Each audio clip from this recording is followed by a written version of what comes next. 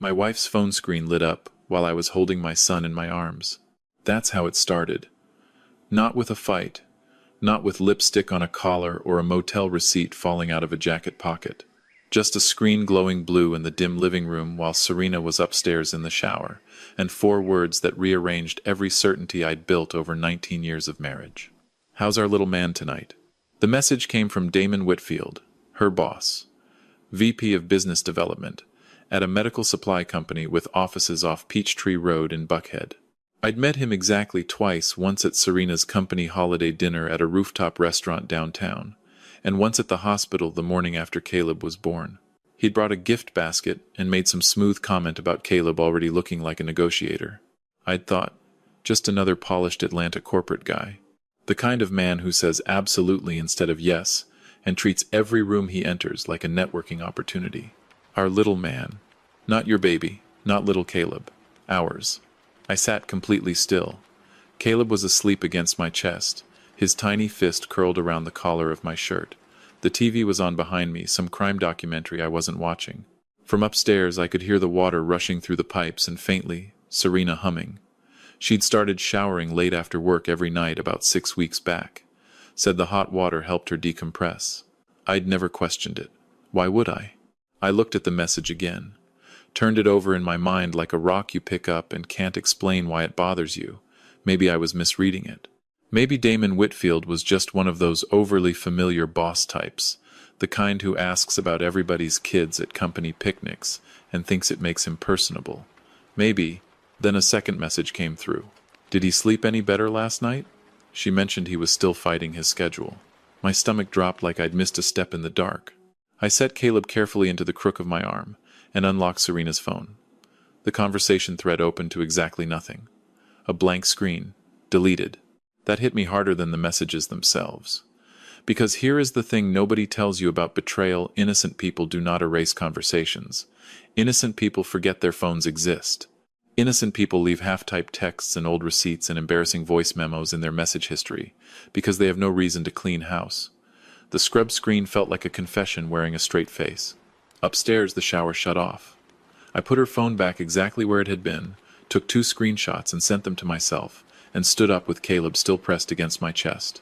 My hands were shaking badly enough that I nearly dropped the formula bottle I'd been warming before all of this happened. Funny thing about shock. Your body keeps performing ordinary functions while your mind starts sliding sideways off a cliff. I carried Caleb into the kitchen and finished making his bottle. Warm water, measured powder, shake, wrist test, muscle memory. I stood there feeding my 3-month-old son in the yellow kitchen light while the dishwasher ran its quiet cycle, and the refrigerator hummed and the old Atlanta house settled around me. And I thought, this is still my house. This is still my kitchen. Nothing has changed yet, except everything already had. Let me tell you who I am, because the kind of man you are matters in a story like this. I'm Marcus Webb, 50 years old. I own Webb Electrical Contractors out of Decatur, 3 service trucks, 8 guys when nobody calls in sick. We wire commercial buildings, strip malls, the occasional hospital renovation. It is not glamorous work. My hands show it. My back shows it. My right knee shows it on cold mornings in January, when the Georgia clay is frozen hard under job sites and the ladders are stiff. I spent my 20s working other people's crews, and my 30s building my own. By 50, I figured the hard part was mostly behind me. Serena was 40, smart, funny, the kind of beautiful that comes from confidence rather than effort. She could walk into a room in a plain dress and her old Spellman sweatshirt and outshine every woman there. We'd spent almost 6 years trying for a baby. 6 years of specialist appointments at Emory, of hormones and protocols and IVF cycles that cost more than I wanted to admit, of nights where Serena cried into my shoulder because she was convinced her body had betrayed her. I gave her injections myself when her hands shook too badly to hold the needle steady. I'd sat in more waiting rooms than I ever expected, reading dog-eared magazines and trying to look calm because she needed one of us to look calm. When Caleb was born 3 months earlier, I genuinely believed the worst was behind us. I was wrong. The kind of wrong that leaves a mark. I knew who Damon Whitfield was, beyond the gift basket. Regional VP, big Alpharetta house, slate gray BMW that cost more than my first truck, and probably my second one too. The kind of man who gets described as driven in professional contexts and intense in personal ones. I'd seen him twice. Both times, I'd noticed the way he spoke to Serena familiar, almost proprietary, the way men talk to women they've decided belong in their orbit. I'd noticed it, and I'd dismissed it, because I was not that husband. I was not the paranoid man who made his wife's professional relationships about him. I was regretting that now. I opened Facebook and searched for Renata Whitfield. The profile picture showed a woman in her late 40s standing beside a golden retriever near Lake Lanier, squinting pleasantly at the camera. She had one of those faces that belonged in a church directory. Warm, organized, PTA president energy. I sat looking at her profile for a long time. Long enough that Caleb finished his bottle and went still and heavy on my arm with that deep baby sleep that feels absolute. I opened a message window. My fingers hovered. I could still close this. I could set the phone down and pretend the last 40 minutes hadn't happened. I could tell myself I misread the tone. I could give Serena an opportunity to explain. I could protect whatever version of our marriage still existed inside those familiar walls. Then I looked down at Caleb, and the word "our" came back to me like a sound in an empty room. I sent Renata the screenshots. Underneath them, I typed 6 words. You deserve to know the truth. Then I sat in the quiet kitchen holding my son and listening to Serena's blow dryer running upstairs. And I waited. 28 minutes later, the doorbell rang. Serena called down from upstairs without coming down. "Baby, can you get that?" I walked to the front door slowly. Each step felt strange, like I was moving through someone else's house, inside someone else's life. When I opened the door, a woman stood on the porch in a dark jacket, jeans, white sneakers. She held an iPad in both hands. Her eyes were red-rimmed, mascara faintly tracked beneath them, and she was breathing in that controlled, deliberate way people breathe when they are working very hard not to fall apart. We stood there for a long second, looking at each other in the doorway. "I'm Renata Whitfield," she said quietly. "I think we've been told the same lies." Behind me upstairs, I heard Serena begin humming again. "Come in," I said. Renata stepped inside carefully, like she wasn't certain how much space she was allowed to take up inside another woman's home. I led her back toward the kitchen. From upstairs, dresser drawers opened and closed.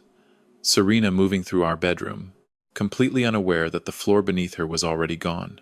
Caleb started crying just as we reached the kitchen, that tired, disoriented baby cry that means wrong position or hungry again, or simply "I exist and I want you to acknowledge it."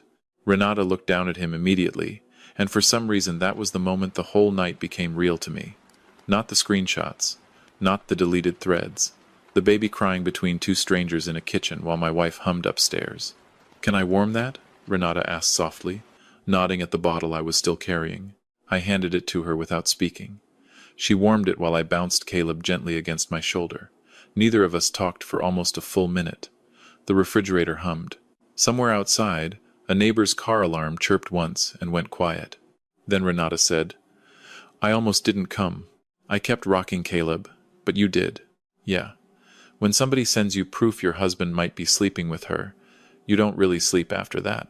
The microwave beeped. She handed me the bottle, and our fingers brushed both cold. I sat at the kitchen table and fed Caleb while Renata set the iPad down beside my placemat. "I found more," she said quietly. My chest tightened. "How much more?" She gave a short, hollow laugh. "What you sent me was maybe 4% of it." I leaned back slowly in the chair. Renata unlocked the iPad and opened synced iCloud messages. Months of conversations, hotel confirmations, inside jokes, receipts. I felt my throat close as I scrolled. One message from Damon. "Tell my little linebacker I'm getting him Falcons season tickets." One from Serena back. "Only if Marcus doesn't put him to sleep talking about circuits first." I stared at that for a long time.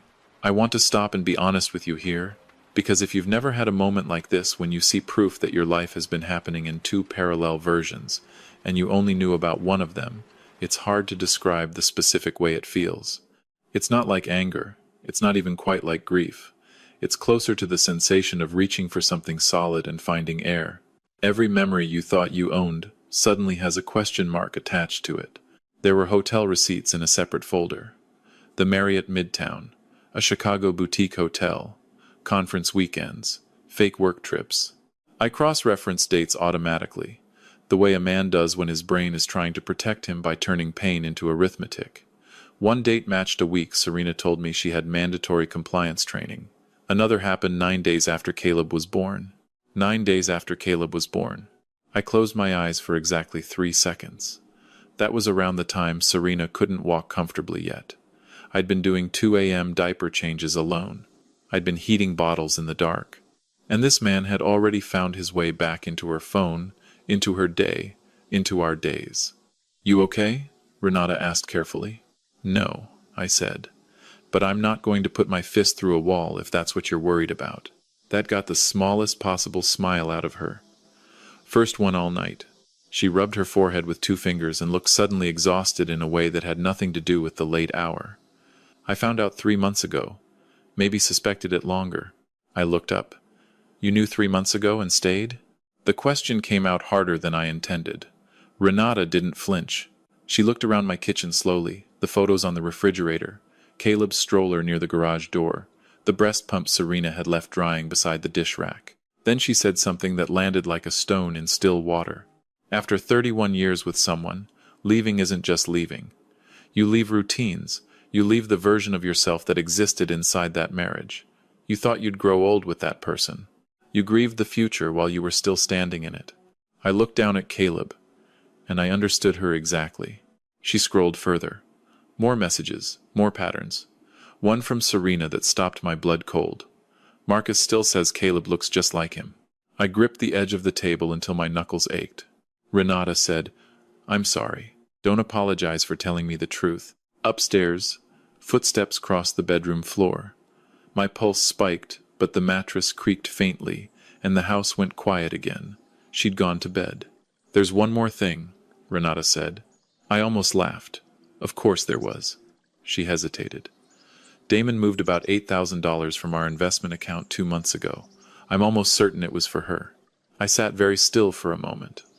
And then every late meeting and every carefully explained conference rearranged itself inside my head into something I didn't want to look at directly. The fear arrived quietly. Not fear about Serena, fear about Caleb. Because once that thought enters your mind, our little man, you cannot put it back in the drawer where you found it. Renata watched my face.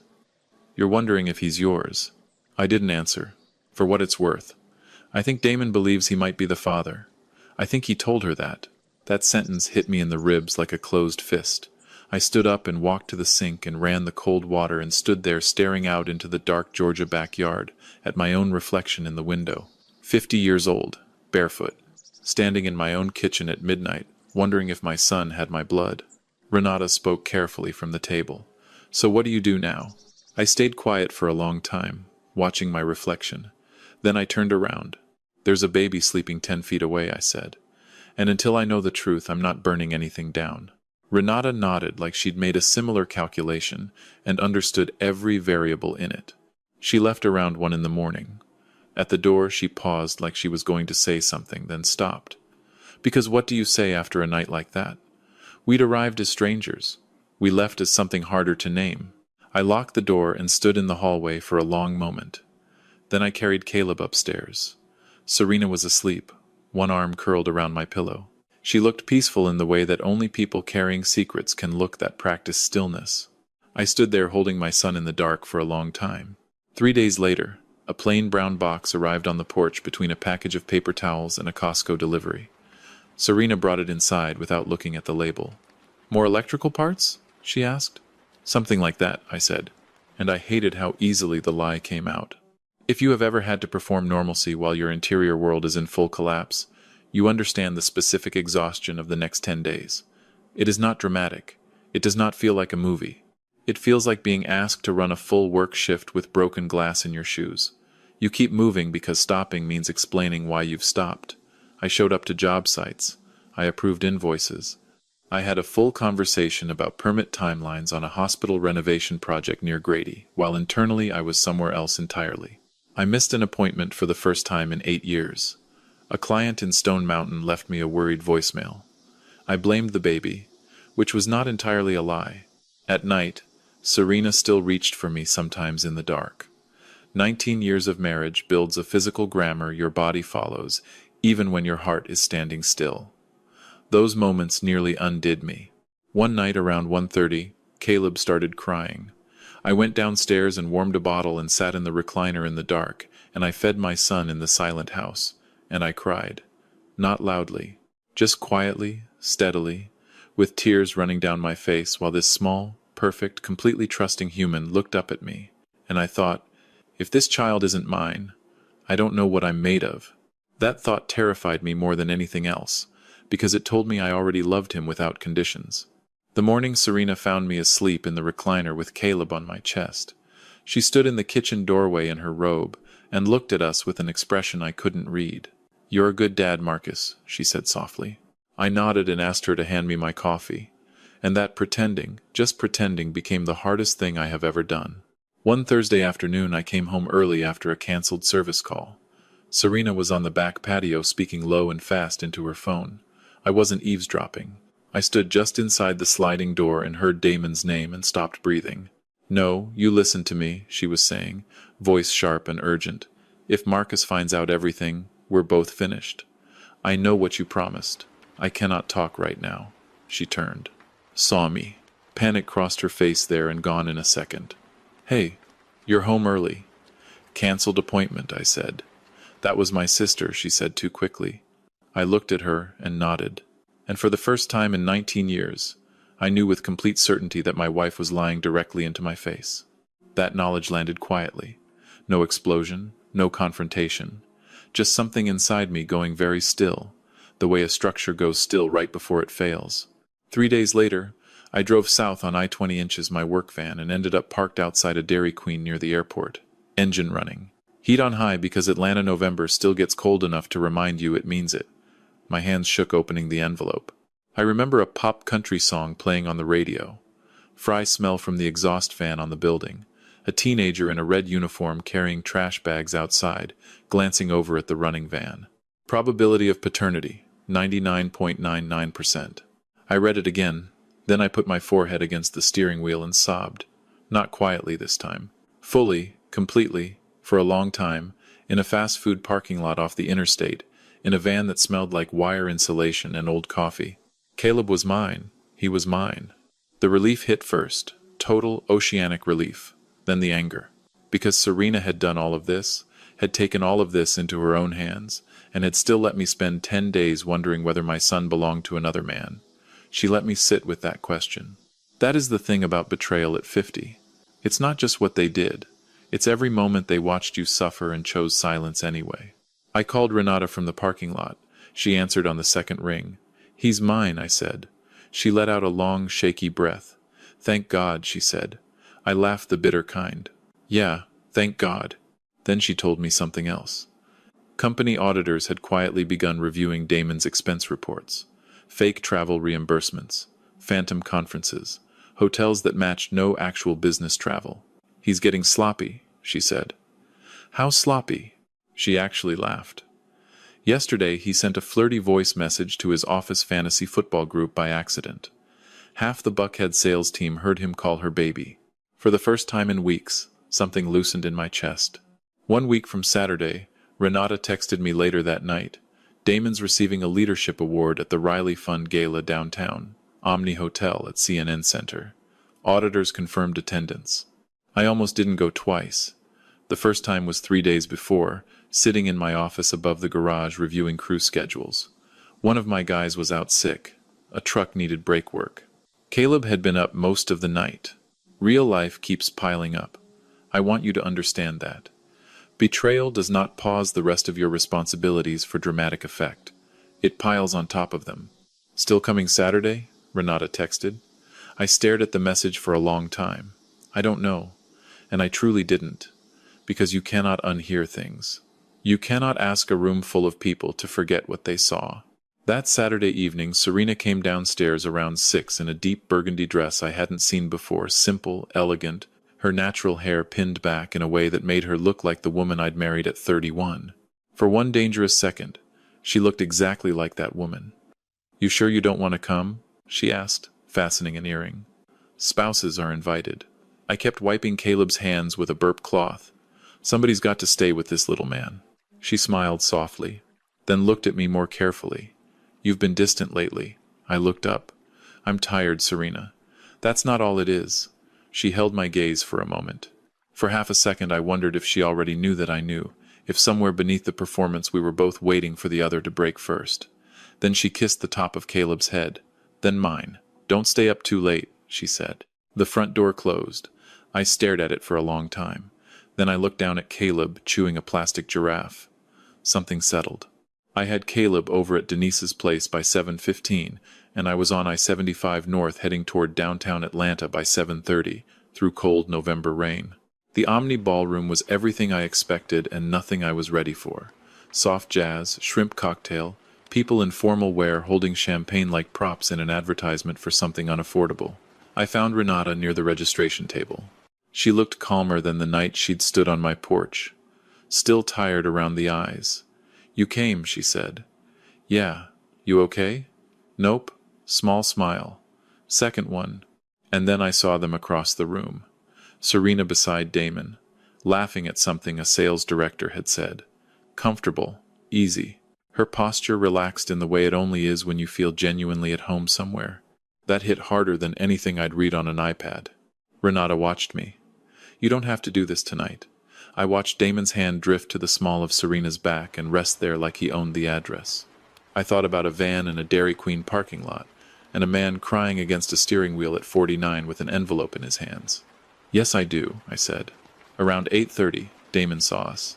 The corporate composure flickered a half-second crack, perfectly sealed, and he excused himself and walked over holding a whiskey glass.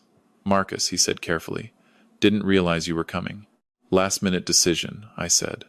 Serena had gone pale. Linda folded her arms. Damon's eyes moved between us quickly. "Smart man. Quick calculation. What exactly is this?" he asked quietly. "A conversation," I said. He suggested somewhere private. Of course he did. In the side hallway near the elevators, the second the ballroom noise dropped behind us, his entire register changed. "Look, whatever Emily, whatever Serena told you." "She didn't tell me anything," I said. That stopped him. I watched him recalibrate. Then he said the sentence that ended any possibility I'd ever feel sorry for him. "Name your number." I blinked slowly. "Excuse me?" "Ugly situations help no one," he said. Voice low, smooth, absolutely certain this was a language I spoke. "Let's find something that works for everyone." I stared at him. Not because the offer surprised me, because the offer revealed exactly who he was. He'd looked at me at this situation, at my marriage, at my son, and seen a transaction to manage. He reached into his coat pocket for his phone, already moving to the next step. I reached into mine and pressed record. He kept talking. Smoother now, more specific. Numbers, clean separation. Everybody's reputation intact. I nodded slowly like I was considering it, while the phone captured every word. Then footsteps rounded the corner. 2 people in conference lanyards. A man, a woman, moving with the specific, purposeful energy of people who have an agenda and a schedule. "Mr. Whitfield?" the man said pleasantly. "We were hoping to find a few minutes to discuss some reimbursement inconsistencies before end of quarter." Nobody in that hallway moved for 3 full seconds. Then Renata walked forward and handed them a sealed envelope. No announcement, no speech. Just a calm, deliberate handoff that somehow felt more devastating than any confrontation I could have scripted. The auditor opened it slightly. Hotel receipts. Printed messages. Wire transfer records. I watched the exact moment the calculation behind Damon Whitfield's eyes shifted from management to survival. Serena had drifted toward the hallway entrance. She stood watching with her arms wrapped around her own body, eyes moving between Damon and me, trying to understand the geometry of the room. Then Damon made his final mistake. "This is completely out of proportion," he snapped, and gestured dismissively toward Serena, without even looking at her. "She's replaceable. None of this is worth this level of exposure." The hallway went dead silent. Serena looked like she'd been struck. I slipped my phone from my coat pocket and pressed play. Damon's own voice filled the space between us, quiet and unmistakable. "Ugly situations help no one. Name your number." The auditors exchanged a glance. The male auditor said, very quietly, "Mr. Whitfield, we'll need a formal meeting Monday morning." Damon started to respond. The female auditor looked at him over her folder. "You created the situation, sir." That shut him up completely. A hotel security manager appeared 2 minutes later after a corporate representative quietly made a call. No scene, no raised voices, just professional, controlled, devastating efficiency. Damon walked out of the hallway flanked by 2 hotel staff members, while the jazz piano player at the far end of the ballroom continued playing without missing a note. Because that's what life actually does. It keeps going while yours stops. Renata exhaled slowly beside me. I thought this would feel better, she admitted. Yeah, I said. Me too. I found Serena near the elevator bank. We rode down in silence, just the two of us, with the kind of elevator music that somehow makes grief feel even lonelier. Outside, cold Atlanta night hit us. She wrapped her arms around herself on the sidewalk. I never wanted this, she whispered. Really, I said. Not angry anymore, just tired. She cried. She told me it had started during the IVF years, that I'd pulled away, that he'd listened, that she hadn't meant for it to become what it became. I listened to all of it. Then I said, I stood next to you through every single treatment, every shot, every night you cried because you thought your body had failed you. She nodded, tears running. And I became the last person in my own marriage to know what was happening inside it. She covered her mouth. I looked at her for a long moment, this woman I'd spent 19 years beside, who I had loved genuinely, completely, without reserve. Love without loyalty becomes something else eventually, I said quietly, and I think we both know what it became. She cried harder, but she didn't argue. I think we need to separate, I said. She closed her eyes and nodded. A year later, the house in Decatur sounds different. Not empty, just rearranged. Caleb is 15 months old now, and every other week, this place is full of toy trucks and mashed sweet potato on every surface, and tiny sneakers that somehow end up in rooms he hasn't been in.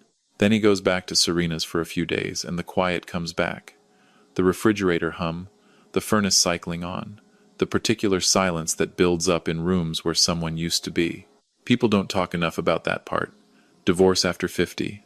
You spend decades unconsciously organizing your life around another person's rhythms, their coffee time, their television habits, the specific way they fold towels. Then one day you're reheating leftover soup alone at 9 p.m., and the dishwasher running sounds almost like conversation. Some evenings were harder than I expected. I'm not too proud to say that. But Saturday mornings, Caleb rides in the shopping cart at Home Depot and points at ceiling fans like they're miraculous. Every single aisle, same reaction. It still makes me laugh every time without trying. The divorce stayed civil, mediators, shared calendars, 2 adults working carefully around a child who didn't ask for any of this. Serena took a remote position with a smaller company out of Alpharetta and moved into a townhouse there. Last I heard, people at her old company still talked about what happened at the gala. Corporate scandals travel fast in Atlanta's business circles, where everyone quietly knows everyone. Damon lost his position within 3 months. The financial investigation expanded after 2 former colleagues came forward about separate expense manipulation. His professional reputation, built over 20 years, came apart piece by piece.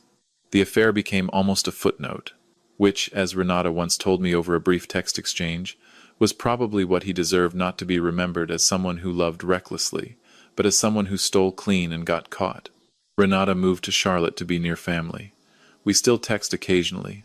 There is something particular about surviving betrayal alongside someone and understanding that never fully dissolves, even after the anger is mostly gone. I started fishing again in the spring. Early Saturday mornings at Lake Allatoona with old country music low through the truck speakers. The first few trips felt lonely in a way I hadn't expected. Then gradually, they started feeling peaceful. That surprised me. Healing doesn't arrive as a single moment. It accumulates. One decent morning, then another. Then one afternoon you realize you went 4 hours without replaying any of it, and that feels enormous. My sister Denise convinced me to join a small group at our church. Mostly divorced people in their 40s and 50s. Folding chairs and bad coffee and genuine conversation. That's where I met Claire. 47, high school art teacher. Divorced 4 years. She wore paint-stained sneakers to the first 3 meetings and laughed with her whole face, completely unself-consciously. Nothing dramatic, no defining moment. We just talked, then texted, then grabbed breakfast after church a couple of times. That pace felt exactly right. At our age, you stop needing fireworks. Kindness starts to look like the most attractive thing in any room. She asked me once, casually, whether I still resented Serena. I thought about it for a while. Not really, I said. Not anymore. What do you feel then? I looked out the diner window for a moment. Sadness, I think. Gratitude for some of the years. Disappointment. Depends on the day. She nodded like she understood exactly. She probably did. About 2 weeks before Caleb's first birthday, Serena came by to drop off his bag. Caleb chased our old Labrador through the living room like he was trying to recruit him for something. She stood near the doorway, watching. Then quietly, "Thank you." I looked up from the counter. For what? For not making it worse than it had to be. That sat between us. The truth was, I could have. There had been opportunities, moments where the damage could have been spread further and applied more precisely. Some people might have. But I kept coming back to Caleb. Pain spreads. Humiliation spreads. Cruelty spreads. And at some point, someone has to decide to stop passing it forward. That didn't make Serena innocent. Didn't erase anything. But my son deserved at least one parent who wasn't still on fire. After she left, I sat on the living room floor and built block towers with Caleb while November rain tapped the windows.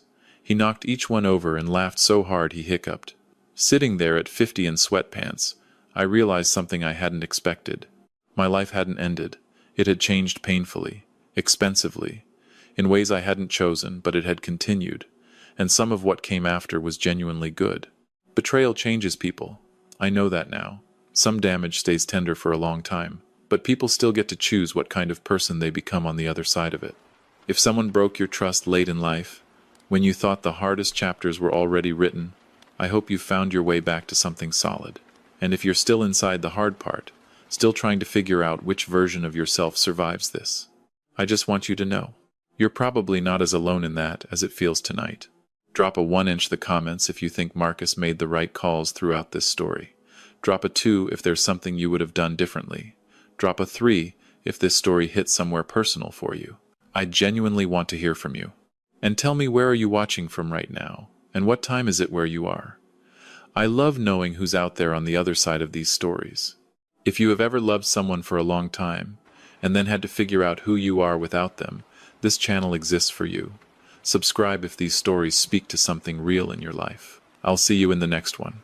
This is a fictional story inspired by real emotional experiences, fully rewritten and reimagined in Atlanta, Georgia, to create original content. Any resemblance to real people or events is entirely coincidental.